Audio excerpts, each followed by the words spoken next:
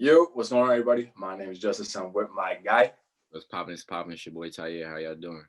and you're tuned into the Silky Boys podcast, the wavest podcast out right now for your sports news. What's going on in the culture right now? Sorry, how you feeling this week? I got a lot of mixed feelings this week, bro. It was a week filled with a lot of information, bro. How you Yeah. doing?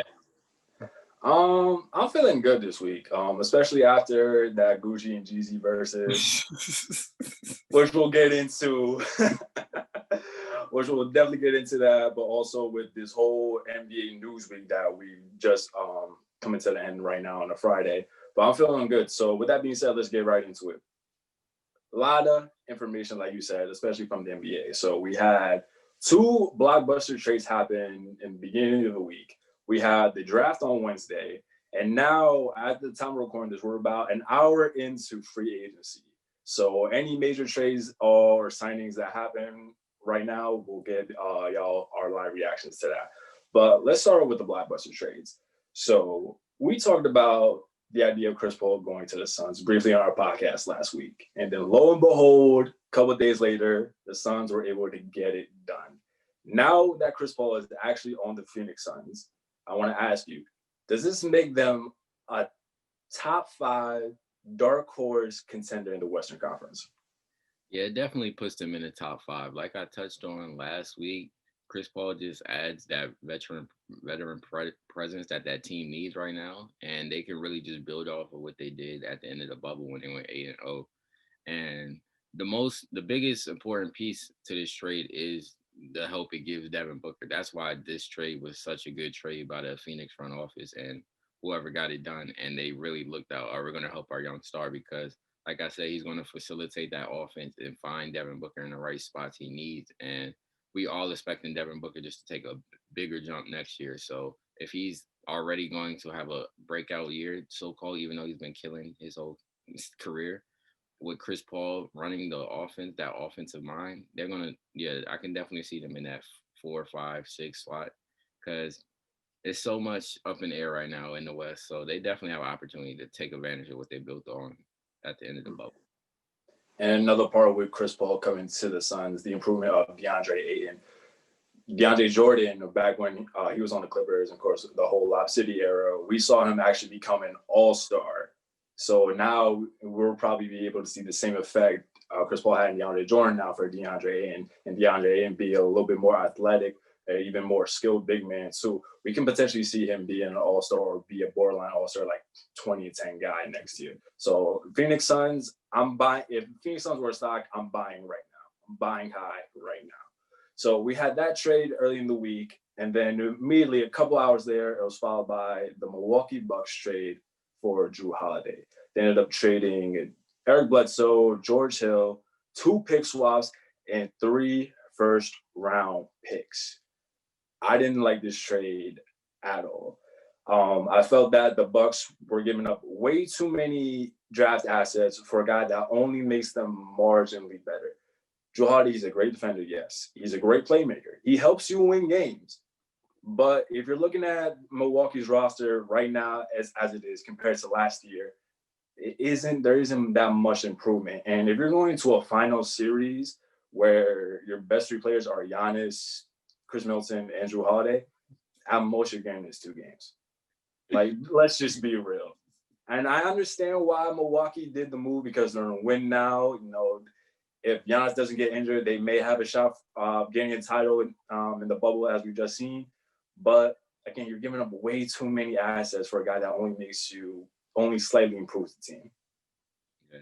And it's still in the question, is Giannis resigning? Like, he still has yet to sign that extension as of today. So, like, y'all could have jumped the gun and made this move for a player that might not even be there. But like you said, it's a weird fit. They threw a lot of pieces just to get back one guy. I was like, wow, they traded all that for you Holiday, like Eric Bledsoe and who's the other person in the trade? George Hill. And George, those are like important pieces into an offense that they were flowing last year. I'm like, wow, they traded a lot for that. But I guess it adds a better defensive element. You're replacing Drew Holiday, you're replacing Eric Bledsoe with Drew Holiday, but like you don't really have that score that the Bucks really needed to help Giannis out, like a Bradley Beal, like we were hinting at and stuff. Like, So I would have tried to make a trade for somebody like that, like a more potent scorer rather than a guy who can score a little bit and plays great defense, because they don't honestly need that. They have Giannis, he's a great defender and he's going to get all those points inside. And Chris Middleton's an average scorer. He can shoot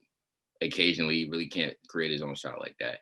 But like you said, like I just don't know where the Bucks are moving. I just really think they're stuck. They like, all right, we have Giannis. We just don't know how to build around him. I think that's where they're at right now. They just don't know how to build a team around this guy yet. I don't think they necessarily don't know how to build a team around Giannis. I feel like they're just trying to do everything in their power to kind of go to Giannis and say, hey, we're trying to do everything that we can to help you out. But in doing so, again, you're giving up so much draft capital for a guy, again, that's only going to make you only so much better. And also with the move, like this move could have been there later on in the season. You didn't have to make this move right now. You could have waited until Giannis signed. If you're the Milwaukee front office, you honestly could have said this. Say, hey, we're looking at Jrue Holiday right now, but we don't want to make this trade. We don't want to give up these future assets unless we know 100% that you're going to sign this extension. That's the only reason why. And this also brings up to the second, another point, though. The fact that Bogdanovich trade fell through. That was big. So initially it was reported that Bogdanovich was going to head to Milwaukee in a sign trade deal between Milwaukee and the Kings. That, for whatever reason, fell through. Had that gone through, however, I would feel much better about the Jrue Holiday trade because he makes up for Jrue Holiday's lack of scoring. And now, if you're Milwaukee, you're sending a guy, you're in a position where you have two 20-point scoring wings, Giannis, and a quality defender in Jrue Holiday. That's a better team rather than what you have right now. Yeah, I agree with that. Because, like you said, Bogdan really he's a shooter, so he can at least take some of that pressure off and be that guy on the outside that can at least draw the defense out that Jrue Holiday can't. Because right now, like we said, they really don't have a threat outside of the 3-point line, and this new modern day NBA, you really not gonna win if you don't have a consistent threat outside, unless you have LeBron James or Anthony Davis. Right, exactly. So those were the big trades that happened early this week. We might get some more trades happening today. Again, we're only about an hour into free agency, so we'll see what happens with that. But moving on to the draft. The draft came out of nowhere, honestly. It was like, wow. I woke up on Wednesday and I was like, wow, today's really the NBA draft. Like, this is really happening. But so we had the draft. Anthony Edwards went number 1, which I was kind of a little surprised about. I honestly thought LaMelo was going to go 1, but I thought the Minnesota Timberwolves did a great job actually of not picking LaMelo because a backcourt with LaMelo Ball and D'Angelo Russell probably isn't going to win you that many games. Yeah. So how'd you feel about the first pick?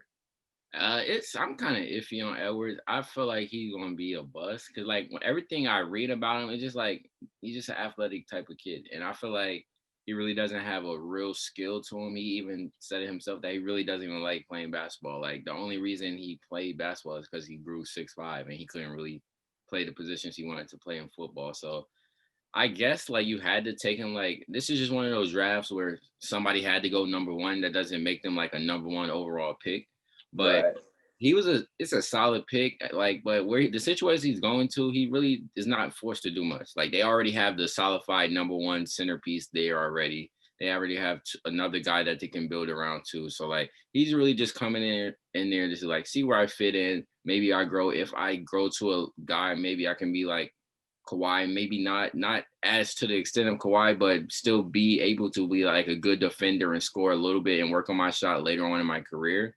Because right now he's just one of those athletic dudes, like a young DeMar DeRozan, not young DeMar DeRozan, but just one of those players who came to the league do straight based off of athletics. Like I don't see any skill in his game right now. Right, you're just a raw athletic prospect. But to kind of shoot him some bail, he's only been playing basketball full time for about 3 years in comparison to a lot of these guys who have been playing full times since they were 10, 12 years old. So he may have a chance to actually develop more into the player that we want him to become.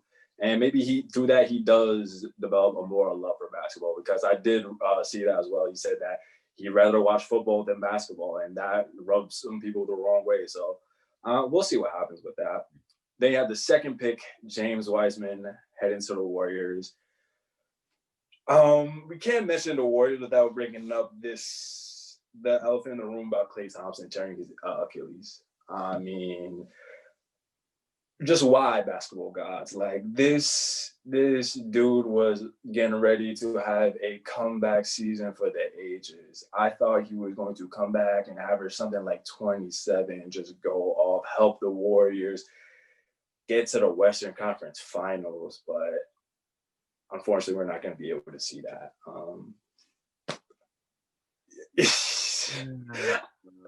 Like, I know you were going through it the other day, man. Like it's just like 2020 just finds a way, just on days you don't expect it to be like, yo, 2020, why are you wilding on a Wednesday, man? Like, it's Wednesday right now, bro. Like, relax.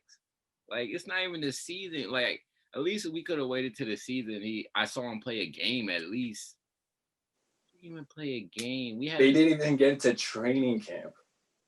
He got injured in a pickup game. Anyway, but Warriors drafted James Wiseman at 2. This is the first time that the Warriors actually have a very skilled big man and somebody that can honestly is a plug and play big man for their system. With him being able to stretch out the defense, going to the three, him being able to handle the ball as well as he does. But there are some questions around him based on his decision making, and an element of Golden State offense is their quick decisions. So there is some question marks around that, but heading into training camp and him being around Steph and Draymond, probably will be able to remedy that out though. But how did you feel about the pick? It was a great pick. I'm glad that they didn't like want to go off of course with the Clay news and just go unexpected and pick like somebody like LaMelo or something. I'm glad they stuck to their plan. They're going to pick Wiseman. They knew that they needed a big man, and this is setting them up for the future. All right, they probably got the Clay news and it was like, all right, our guys are getting old. The more chances of them getting injured is higher by the year. So let's start building for the future. Don't Let's not trade this pick away for some superstar player that's only going to really help our extend our window 1 to 2 years, maybe 3. And we can build around Wiseman, and you never know what he comes out to. And if he lives up to the potential that he had last year when he was a #1 high school prospect coming into college, and he turns out to be a big man, kind of like Anthony Davis, and can play the same role as Anthony Davis 2, 3, 4 years down the line. And Steph and Clay are shooters, so shooters are gonna play till they go. So I really say they have another 4 years with Steph and Clay healthy because Clay's coming back for sure.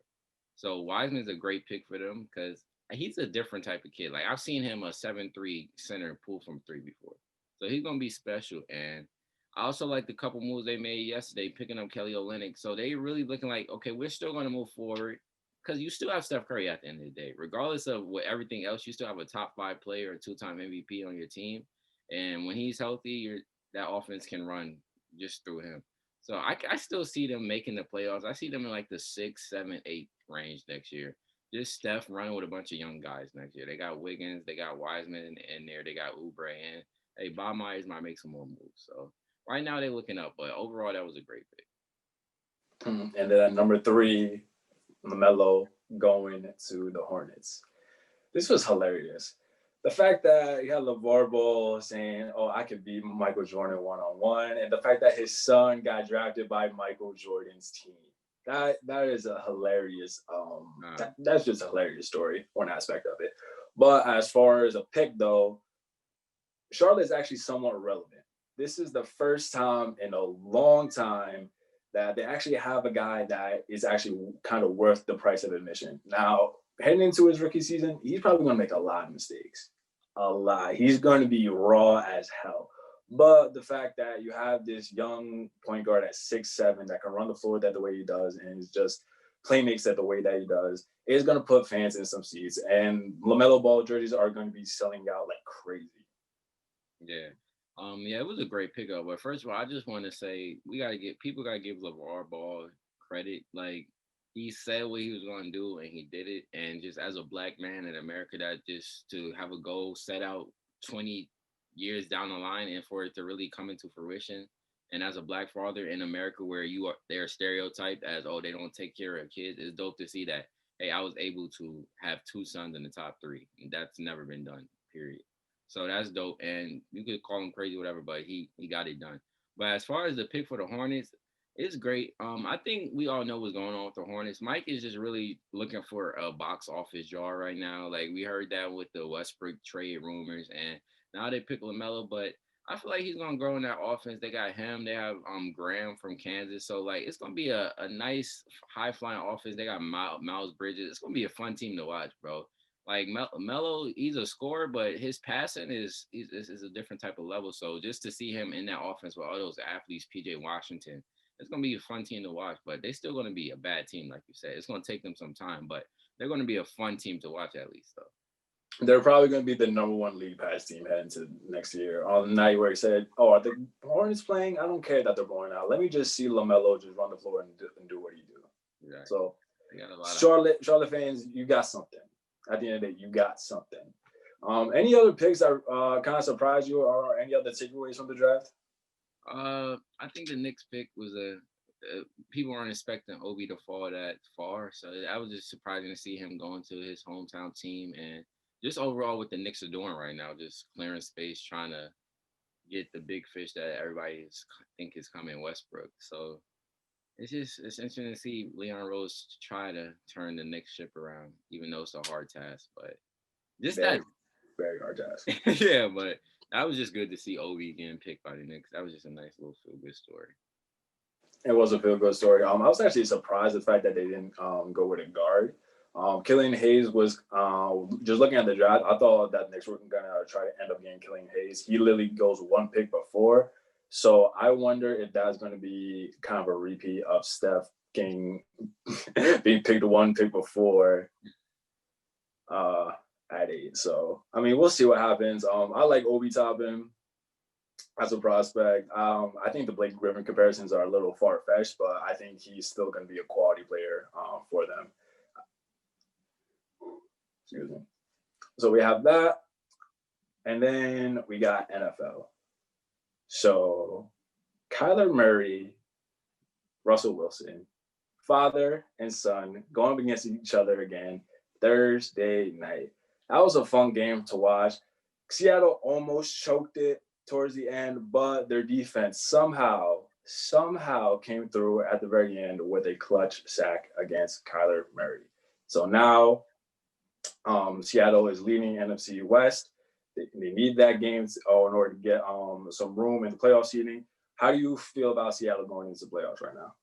I feel confident just because I feel like that defense is kind of getting to where they get right now. And I feel like this is the case always in Seattle. Around December time, this is where they wake up and they're like, okay, we're that team that's going to win every game in December, come in high into the playoffs and win a game or two and then get to the Western, to the NFC Championship. So I just feel like Russ let those a few games slip, like he let the Cardinals game slip earlier in the season. He let the Rams game slip the other week. But I feel like they're on the right path. And like we've been saying this whole season, Russ is a MVP caliber player. He's in the MVP run right now. He's going to have that team on the right path at the right time. And I think last night was a good kickstart into their back half of the season right now. I'm expecting Russ to go on a run like he's always done for the past few seasons. No matter what, when Russell Wilson's on your team, you're going to win close to 11, 12 games just by himself. So we'll see what happens with that. But now we can go ahead and get into the culture. The main event that happened Thursday, the Verzuz. Young Jeezy versus Gucci Mane. This was the best Verzuz. This was the best Verzuz that was aired. Shout out to Swiss Beats and Semblend again for just this whole concept of Verzuz. Shout out to them for getting these two in the same room at Magic City at that too. So just overall, I mean, I was expecting a show. We were texting before. I asked you, at what round were they going to start swinging at each other? Because we saw the petty disses before the battle even started with Gucci Mane posting the memes. Not even petty disses, disrespectful disses. Disrespectful. And then during the battle, have Gucci Mane talking about, look at this man's outfit. I got a $10,000 outfit on right now. and it was just everything. But just overall, what were your just thoughts about the entire thing, man? First off, bro, I think I'm still in a state of shock right now. Like I still don't believe what happened last night happened. I don't believe that that was Jeezy and Gucci, man. I feel like those were two robots here on stage, bro. Like even the whole time it was happening, I'm like, never is this happening. Like when they first walked on stage, my guy, and they looked at each other, I'm like, and then just off rip, song one, bro. Song one set the tone for the entire night. This man this man Gucci gave the first ever live performance of a diss track I've ever seen. I've never seen a diss track be performed in person in front of the person, looking at the person. Like, I was like, this man Gucci, it really does not care. He does not care, and that's just what last night showed me. But it was that was one of the biggest moments in hip hop. Like that, we're gonna be talking about this for years to come, and it was an important moment, and it happened at the time that it needed to happen. With everything going on in the culture right now, it happened at the time it needed to happen, bro. But just off rip, bro, what were some of your favorite moments from this from this battle, bro? Definitely Gucci talking about his $10,000 outfit. Definitely that, and Jeezy coming back with "I own like half of Atlanta." That was a great shot by Jeezy. You have that. All right, we gotta talk about the biggest moment of the. We gotta talk about the biggest one. Yeah. Round 18. As a whole, coming into this battle, we were all like, "Is Gucci Mane going to play the truth?" That's the question everybody in the world was having, and we all knew he was gonna play. We all knew this song was gonna come up. He was posting memes about the song, but the moment he played it, it was like, this is real now. Like, I was in my house and I was looking for exits. I'm like, where is the nearest exit? Security. Because whatever happens after this is not for live right now. I'm like, we should cut this camera off because this battle's over right now. Like, at that point, I'm like, I don't feel comfortable watching the rest of this battle. Like, when this man. You can literally feel the tension through the phone. And that is something that I've never experienced before in my life. You literally felt the tension. Like my jaw literally dropped when he played that. I'm saying, no, he did not just do that. He did not just, and Jeezy is there, sitting there calmly. I'm like, how? How do you restrain yourself to that degree, knowing that what he's talking about right now? And he's right there next to you. He's only 6 feet away. Y'all on the same stage, and you just restrain yourself, just sitting in that chair, just hearing it. First, I just want to say, whoever Jeezy's DJ is a straight shooter, my guy. He was, and that's another part of this whole battle too. Right? Jeezy's DJ wanted all the smoke. Wild, my G. It was Jeezy and his DJ. They were only two people there.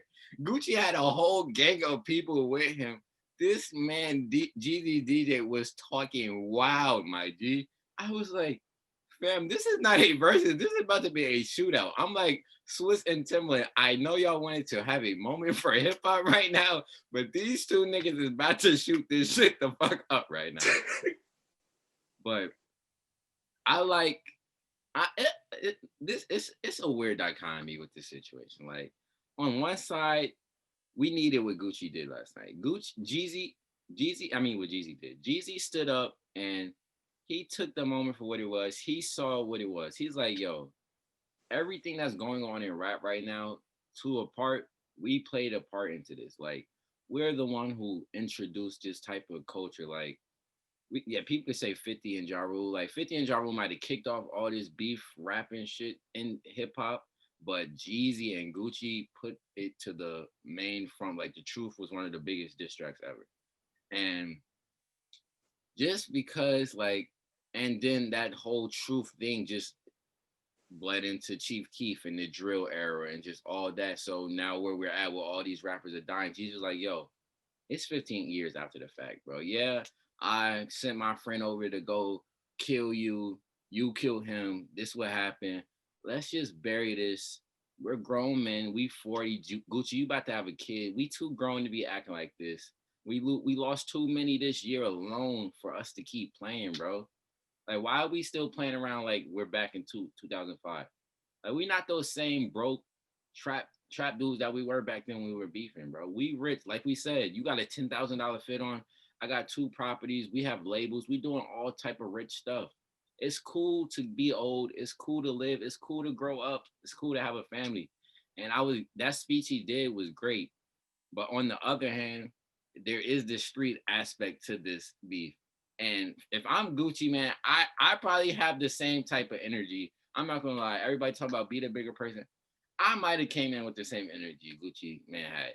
If you try to set me up to get killed, like it's gonna still be some type of energy I have towards you, regardless of if whatever I said to you on the phone, I still have smoke with you, my G. Like you tried to kill me on some real stuff. You tried to play with my life, and then play with my freedom because I had to defend myself against your friends. But the only thing I didn't like with Gucci, you could have still had that same attitude, but don't just troll and act like you a little 20-year-old kid on Twitter talking about we smoking on this pack right now, bro. Yeah. Like that was corny. But that when he said that, I'm like, they're fighting right now. Like, bro, like, what was your reaction when when after that happened and Jeezy started talking? What did you honestly think was about to happen, bro? At that point, honestly, I thought they were just about to get into a shadow match right after that. Cause I felt like Jeezy was gonna wrap up his speech or whatever, and then Gucci gonna go crazy, start saying some even more disrespectful things to him, and then next thing you know, they might have gone close to each other. Next thing you know, security would have been rushing to that stage. That's what I honestly thought was gonna But happen. as you see, But for him, but right. then for him to actually flip it into his song for that round was a masterfully, perfectly done, and he won the battle just off that.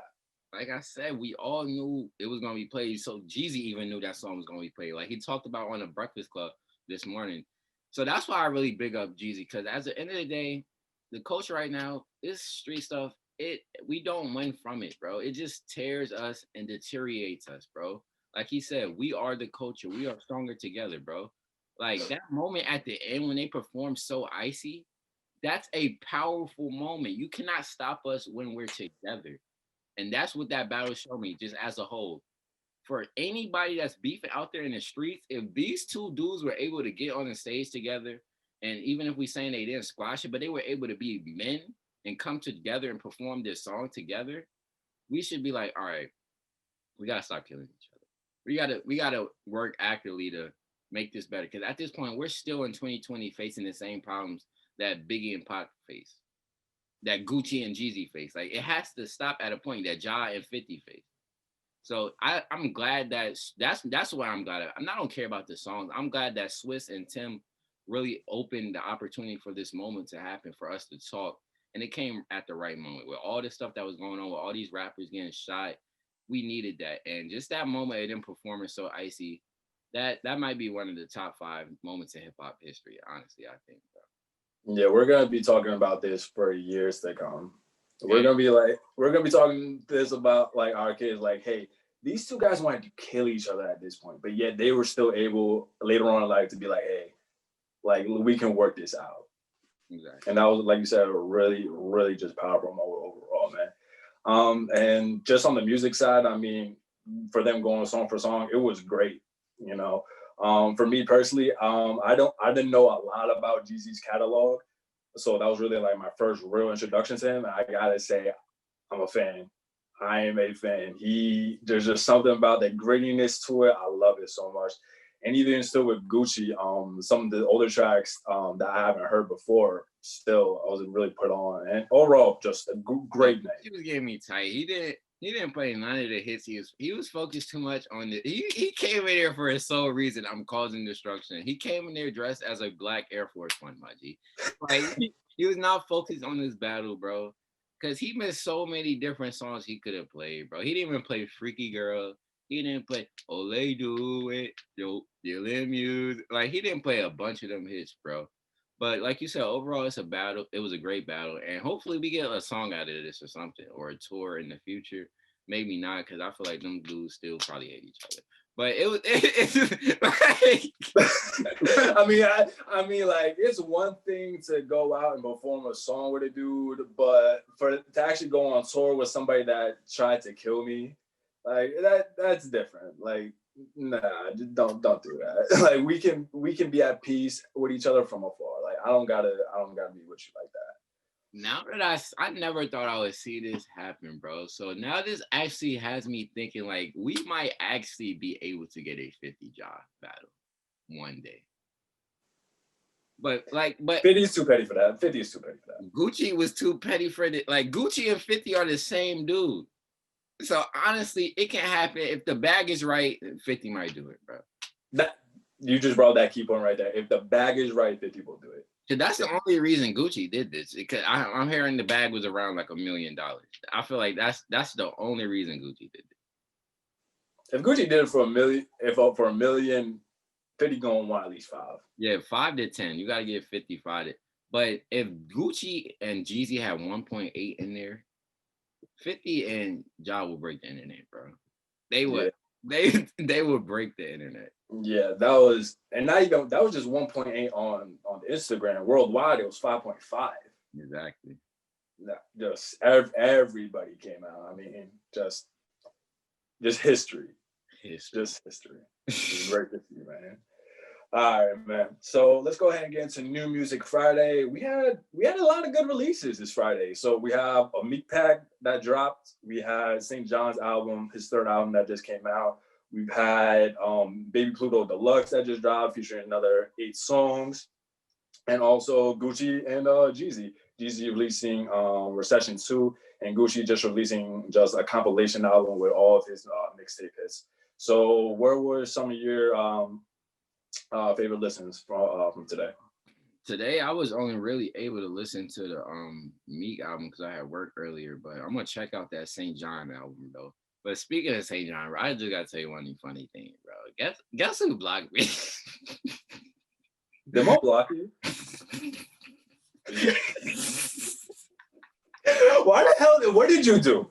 What did you do? I just responded to his story because he was just saying some cool stuff, but this was like 3-4 weeks ago, bro. I didn't even pay attention to it until it was Joe's story, and he like mentioned Maul or something, and it was like, this user is not found. I was like, did Maul block me for calling him a coon, bro? Like, Mega Maul. That means he know about the podcast, though. We out here. Fact, bro, man. Shout out to Maul, bro. That's a funny dude, but yeah, I'm gonna check. That's a funny dude. But I'm gonna Nah, wait. Mo, what are you doing blocking people? What, like, honestly, like, what are you doing, fam? Like, what?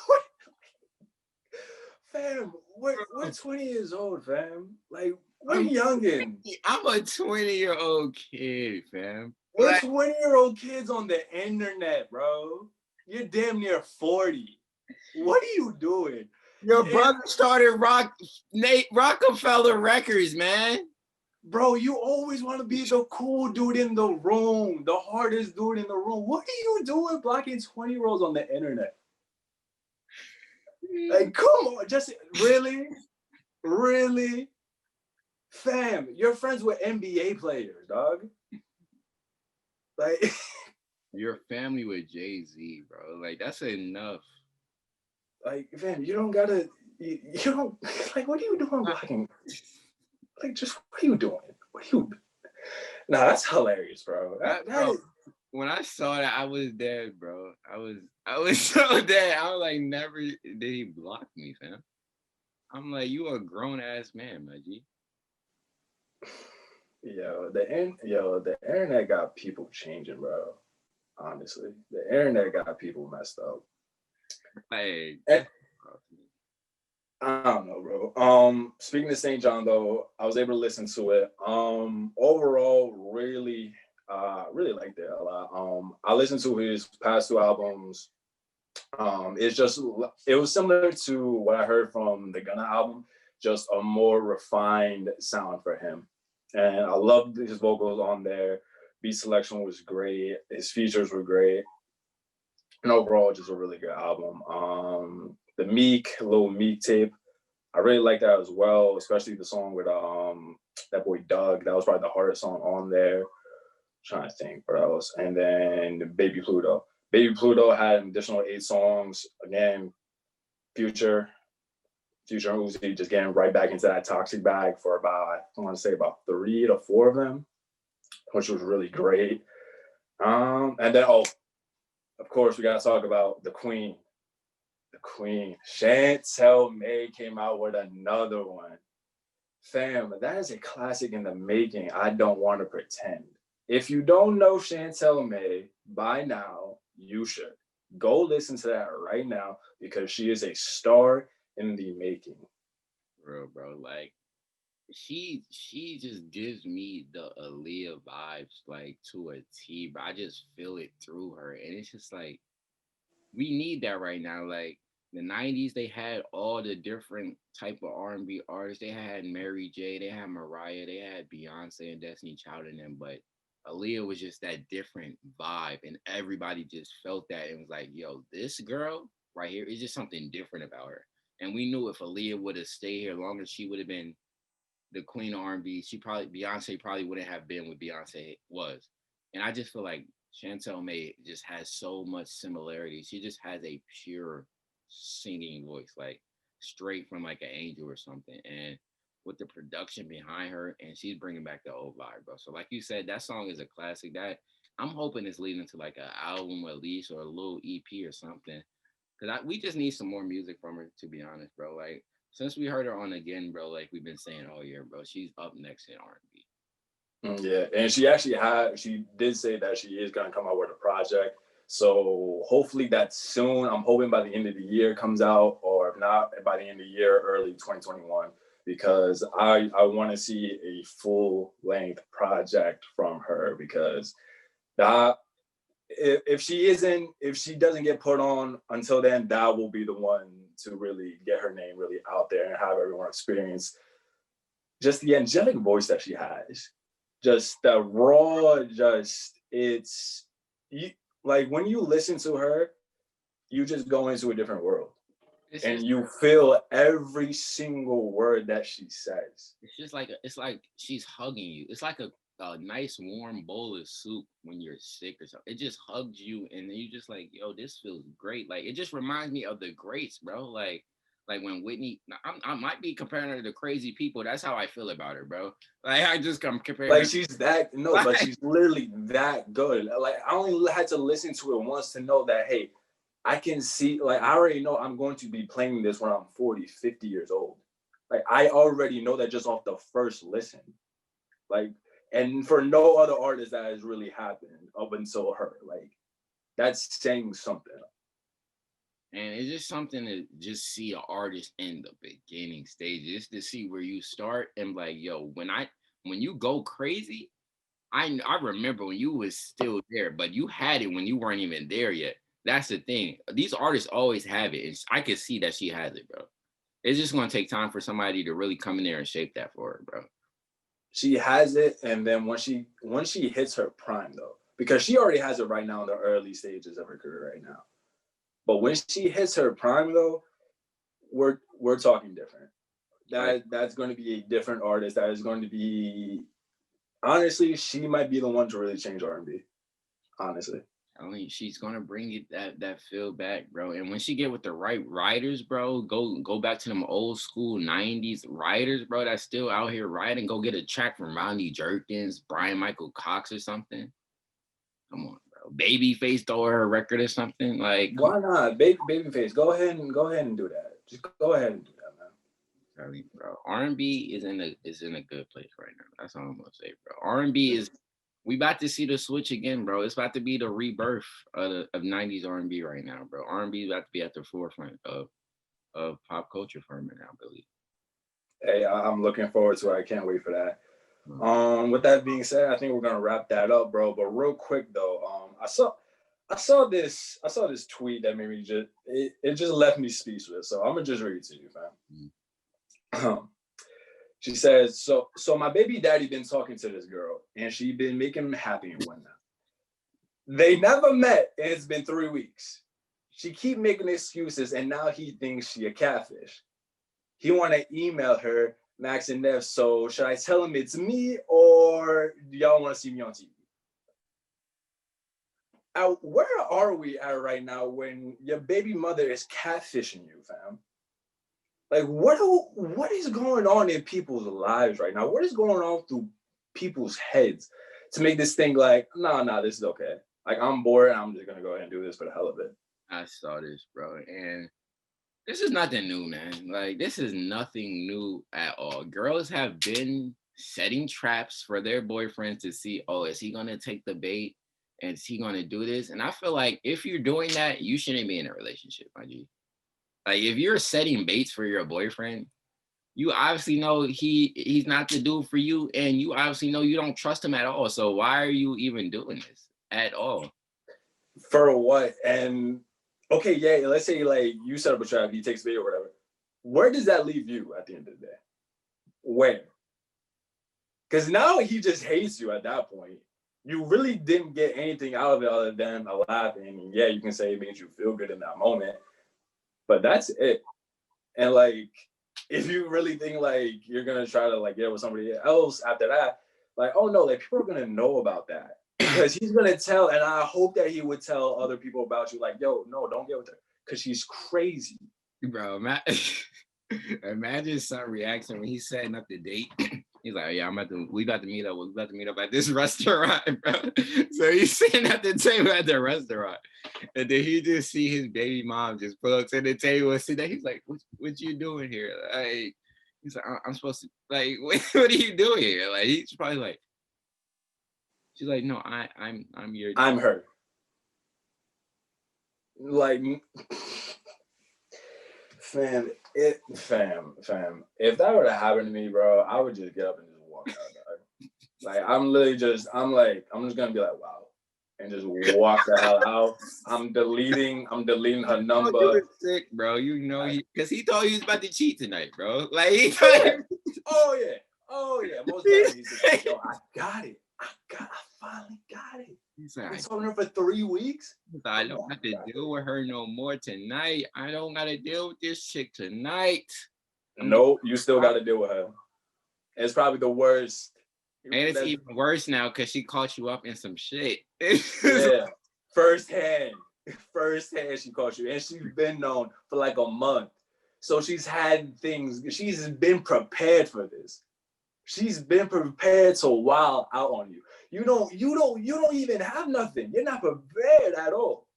You're just coming in there just blank out of nowhere, just whole new to the situation. Like, damn, I can't defend myself at all.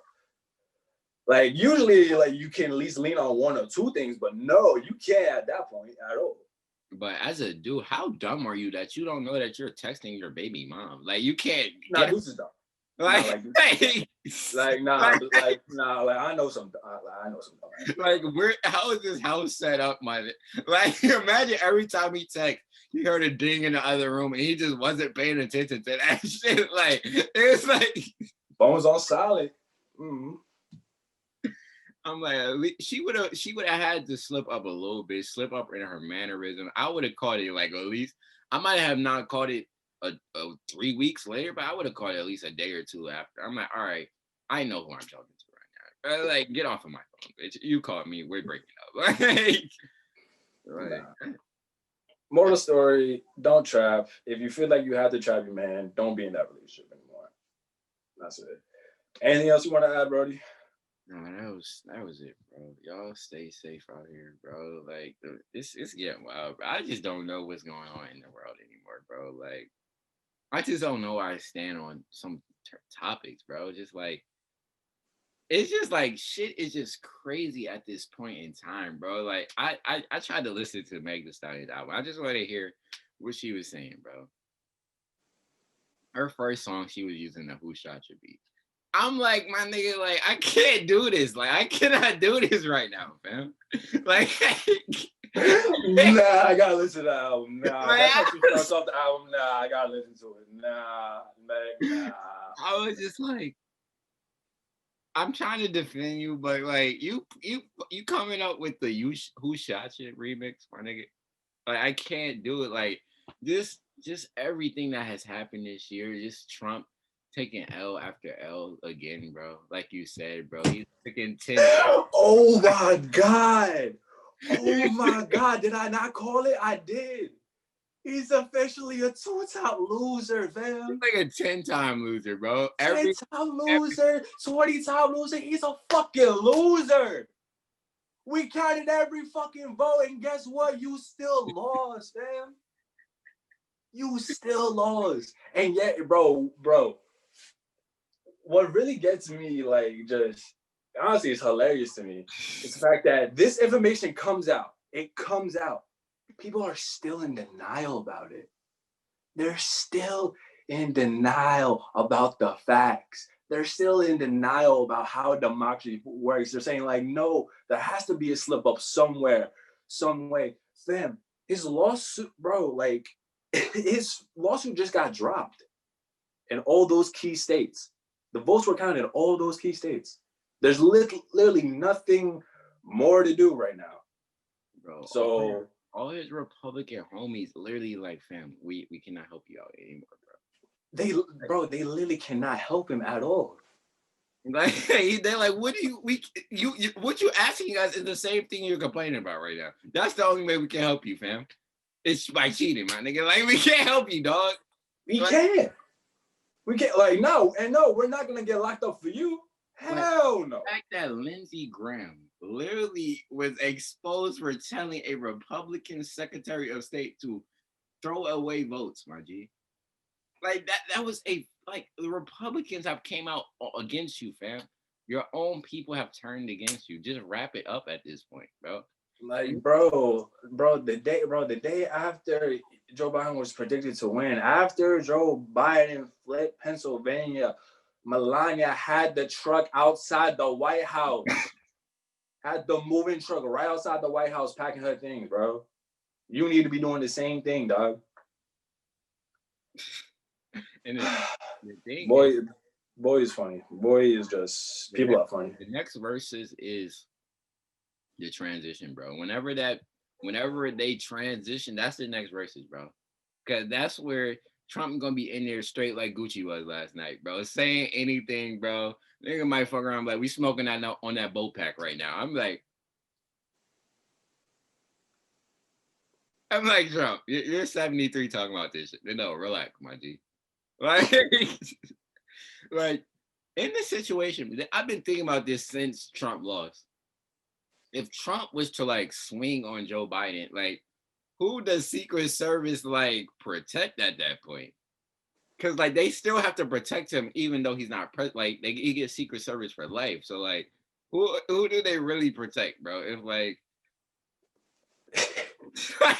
it's one of those situations where it's just like, yo, one guy got his crew and the other guy got his crew. It's just gonna be like that. It's just like or to intermingle, like the crew is but the crew is that's right though. But it's like they're intermingle, so it's like it's really just gonna be like, yo, we got him, you get him, and that's just what's gonna be. And they're just gonna be like, yo, you wilding, like you can't be doing that, whatever. But Trump swinging on Biden, bro, that would honestly be the most funny thing I think I would ever witness, honestly.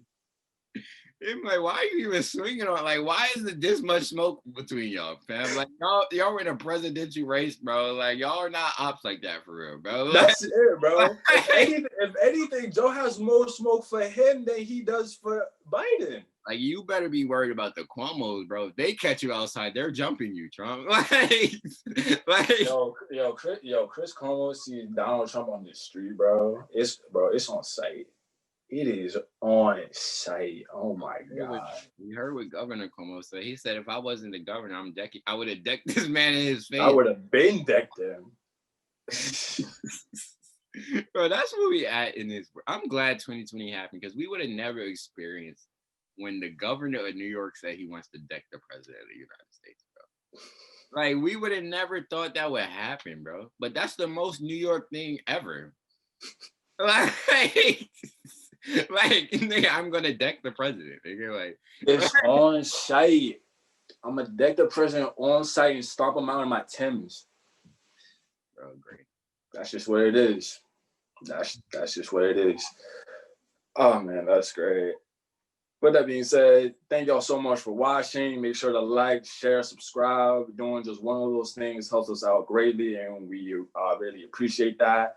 With that being said, we'll catch y'all on the next one. Yeah, bro, enjoy y'all Thanksgiving. Y'all stay safe, man. Yes.